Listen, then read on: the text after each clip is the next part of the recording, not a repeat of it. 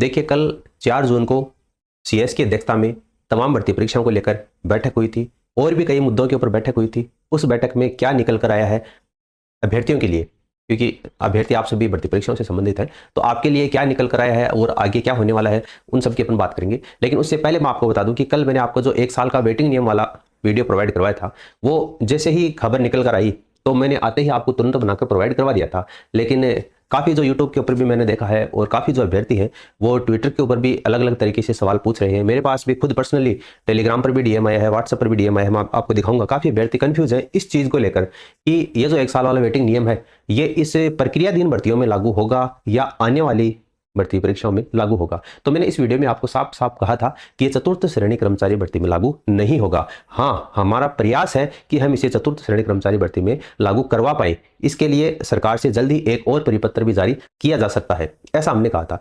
तो काफ़ी जो स्टूडेंट हैं वो भी इसमें कंफ्यूजन है। सबसे बड़ा दुर्भाग्य तो यह है कि सभी कोचिंग वाले इस नोटिस को अलग अलग तरीके से अनुवादित कर रहे हैं। कोई क्या बोल रहा है और कोई क्या बोल रहा है। दरअसल में सभी को समझ में भी नहीं आती इसकी भाषा। देखिए, एक स्टूडेंट ने और भी कहा है कि आगे से आरक्षित सूची, ऐसा लिखा हुआ है ना, आगे से आरक्षित सूची, लेकिन चतुर्थ श्रेणी कर्मचारी में आरक्षित सूची कहाँ आई है और अभी तक तो इसका फाइनल रिजल्ट भी नहीं आया है। तो उसके बाद भी नीचे कमेंट में काफ़ी अभ्यर्थियों ने इसको रिप्लाई भी किया है, फिर आगे चलकर बात जो है वो गाली गलौज तक भी पहुंच गई है। ठीक है, इसके अलावा अभ्यर्थी ने व्हाट्सएप कर भी ये मैसेज किया था कि चतुर्थ श्रेणी कर्मचारी भर्ती निस्तारित कहाँ है, पूर्व निस्तारित में लागू नहीं होगा, यानी कि जिसकी फाइनल लिस्ट जारी हो चुकी है, फाइनल लिस्ट के साथ में वेटिंग लिस्ट जारी करने का निर्देश है उक्त परिपत्र के अनुसार।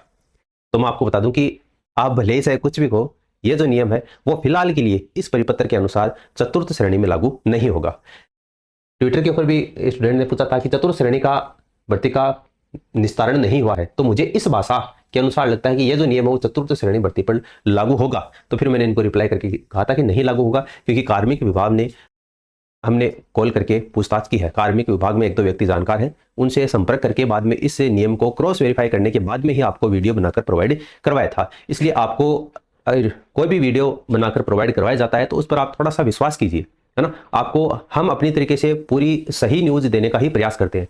हाँ, हम भी मानव है, मनुष्य है और मनुष्य गलतियों का पुतला है। गलती हो जाती है, कभी कभी गलती हो भी जाती है, लेकिन हम उसको सुधार भी लेते हैं। हम आपको टेलीग्राम के ऊपर उसको सही करके भी प्रोवाइड करवा देते हैं, या पॉसिबल होता है तो हम एक छोटा सा वीडियो शॉर्ट बनाकर भी आपको बता देते हैं कि इस वीडियो में यहाँ पर गलती हो गई थी, ये इसके कहने का मतलब ये था। लेकिन ये जो तथ्य है वो बिल्कुल सही है। 1 साल का जो वेटिंग नियम है इस परिपत्र के अनुसार चतुर्थ श्रेणी भर्ती में फिलहाल लागू नहीं होगा।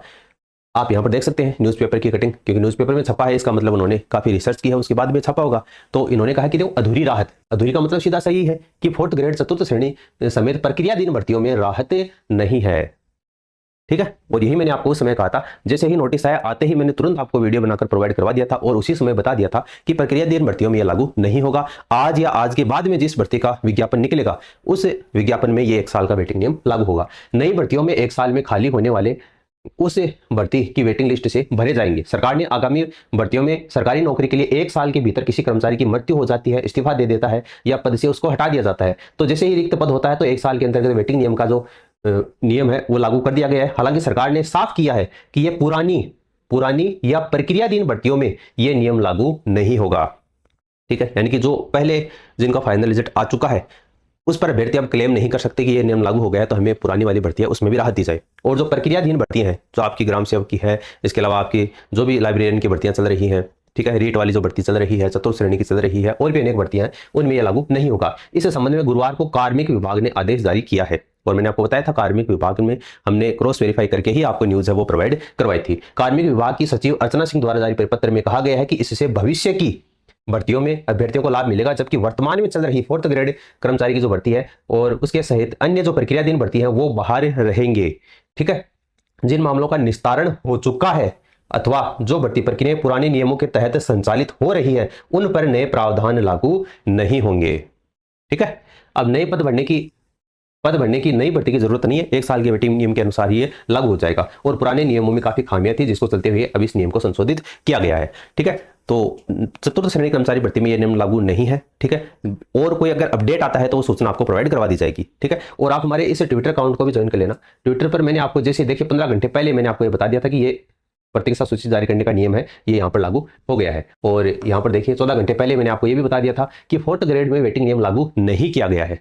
ठीक है, ये एक दुखद निर्णय है क्योंकि इससे हजारों परिवारों को सीधा लाभ पहुंचता, क्योंकि सबसे ज्यादा जो कैंडिडेट है वो 4th ग्रेड के ही हैं, जो कि अलग अलग विभाग में बाद में वापस ज्वाइन हो जाएंगे नौकरी छोड़ करके, क्योंकि उच्च शिक्षाधारी हैं, वो प्रयास करेंगे कि 4th ग्रेड को छोड़कर बाद में दूसरी भर्तियों में जाया जाए। इसलिए हमारा प्रयास भी लगातार ये जारी है कि सरकार से हम मांग कर रहे हैं, और हनुमान बेनीवाल में भी कहा था, चेतावनी दी थी, अगर हमारी मांग नहीं मानी जाएगी तो आरएलपी बड़ा आंदोलन करेगी। तो इनको भी हमने यहाँ पर टेक किया था और उनसे सवाल भी पूछा था। वो अलग बात है कि इन्होंने जवाब नहीं दिया है, लेकिन हमारा प्रयास लगातार जारी है कि 4th ग्रेड भर्ती परीक्षा में इस नियम को लागू करवाया जाए। नहीं होता है तो नहीं होता है, लेकिन अगर हो जाए 1% तो हजारों अभ्यर्थियों को इससे फायदा पहुंचेगा। इसके अलावा हम काफी पोस्टर बनाकर और सरकार को व्यंग्यात्मक रूप में यहाँ पर पोस्ट करते रहते हैं, आलोक राज जी को टेक करके, ताकि भर्ती परीक्षा का जो परिणाम है वो जल्दी जारी किया जाए। यहाँ पर आप देख सकते हैं 4th ग्रेड भर्ती फॉर्म भरा था, मूछ भी नहीं आई थी, और अब नियुक्ति पत्र का इंतजार करते करते बाल सफेद हो गए हैं। जवानी में परीक्षा दी थी, मध्यम आयु में दस्तावेज सत्यापन कराया था, बुढ़ापे में मेडिकल होगा, रिटायरमेंट के समय ज्वाइनिंग लेटर मिलेगा, अभ्यर्थी अब नौकरी नहीं सीधा पेंशन लेंगे, ऐसा अभ्यर्थी पूछ रहे हैं। तो ये हमने इस तरीके का पोस्टर बनाकर हम काफी वहां पर डालते हैं, तो आप हमें फॉलो कीजिए और वहां पर रीपोस्ट किया कीजिए ताकि सरकार की नजर में ये बात आए। ठीक है, इसके अलावा मैं आपको ये बता दूं कि ये जो परिपत्र कल बोर्ड के द्वारा डाला गया था, इसमें मैंने आपको यहाँ पर बताया था कि सबसे इंपॉर्टेंट जो लाइन है वो यही है। इसमें लिखा हुआ है कि सभी प्राधिकारियों को निर्देशित किया जाता है कि आगे से आरक्षित सूची का परिवर्तन, है ना। आगे मैंने कहा था कि सबसे महत्वपूर्ण लाइन यही है, आगे से आरक्षित सूची का मतलब क्या है कि भविष्य में जो आपकी भर्ती निकलेगी उसकी जो आरक्षित सूची होगी ना, उसके संबंध में ये कहना चाह रहा है। इसका तात्पर्य भविष्य की भर्तियों से संबंधित है। ठीक है, तो मेरे ख्याल से आपको ये 1 साल का वेटिंग नियम है, ये अच्छी तरीके से समझ में आ गया होगा। और कल अभ्यर्थी ने पूछा था कि बैठक में क्या निर्णय हुआ है, तो मैंने आपको कहा था कि देखो आज की बैठक में लंबित और प्रक्रियाधीन भर्तियों के कार्यों का मिशन मोड में पूरा करने का निर्देश दिया गया है, और चतुर्थ श्रेणी भर्ती सहित जो अन्य भर्तियां हैं उनकी एक और बैठक ली जाएगी आपकी 6 जून को।